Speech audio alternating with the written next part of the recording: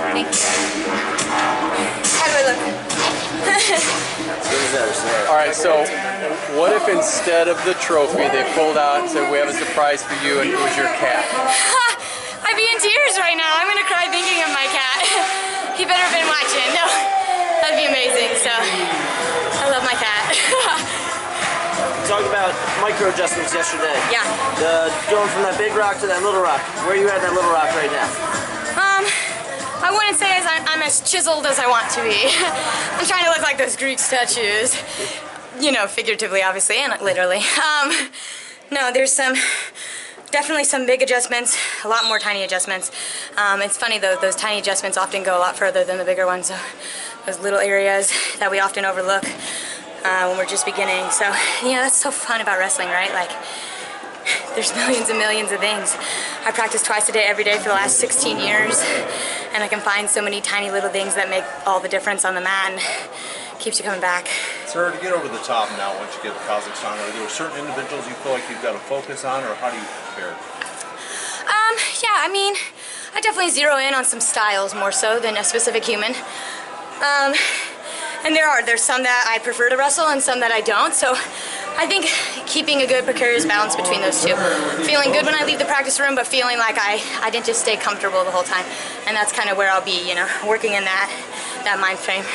Your first match with Catherine was the first time you had ever beat her. Did that give you some confidence? Not the first time I ever beat her. I beat her at the 2015 US Open. But that's just semantics, whatever. But yeah, sorry, keep going. Just getting that victory under your belt, you know, you kind of blew it open in the second match. That after the first match, were you like, okay, I got this, and give you a little bit more confidence heading into the second? Yeah. So, you know, no, it is interesting. Catherine has actually, you know, the winning record versus us going into this series.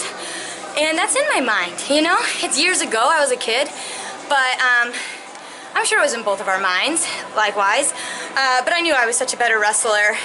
I felt like crap during my warm-up. I felt like crap during the first match. And then it was like, the first match was done, I could just feel everything better. Like, I'm back there joking around, like, I could feel the lightness. I knew I was gonna win then.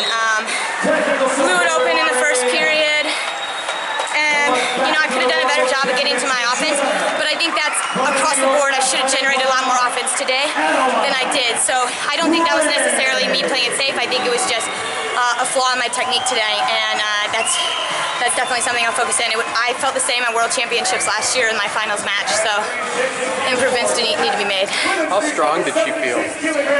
You know, I'm underweight for this size. I walk around anywhere from 52 to 53 kilos, and I know she's a little bigger than that, so I was worried about the strength. I felt stronger. I got a great strength team behind me. I have the OTC, Brandon Stone, Mason Walters, my boy. Dude, they're getting me strong, and it's fun. I love it. So, no, I felt stronger out there in every sense. You talked about being a kid last time you wrestled her. I was there when you made your first world team, Bill Farrell 2016. Yeah. It's been a long time since then. It has. When you look back on it, what's it look like? Oh man, you know, it's hard to look back and not be a little upset with how I handled my career for so long. But it's fun to look back just to see how much I've grown. And Bill Farrell was just the beginning of that, making that 2016 World Team, and you know, I went. Did awful at Worlds, but you could start to see the changes I was making in places. And you know, shout out to my boyfriend Donovan Bailey.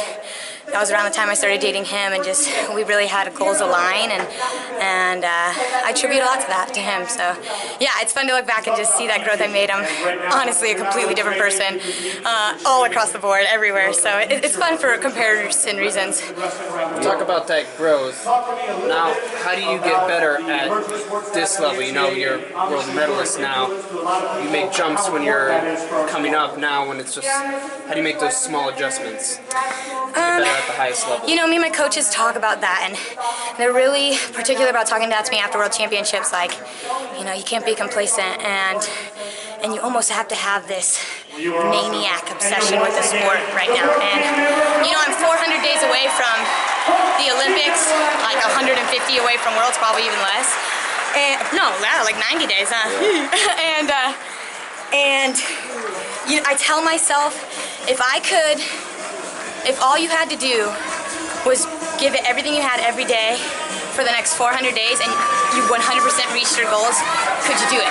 You know, it's just 400 days of working hard every single day. Could you do it? And I can. I think I will. So that's really that's what I'm doing. Every day I'm just staying present in that moment. Just my girl! And just gotta bring her in here. We're a team! But yeah, I'm a maniac. And that's what I'm doing. Congratulations, Maniac. Thank you. Thanks, guys. Thanks.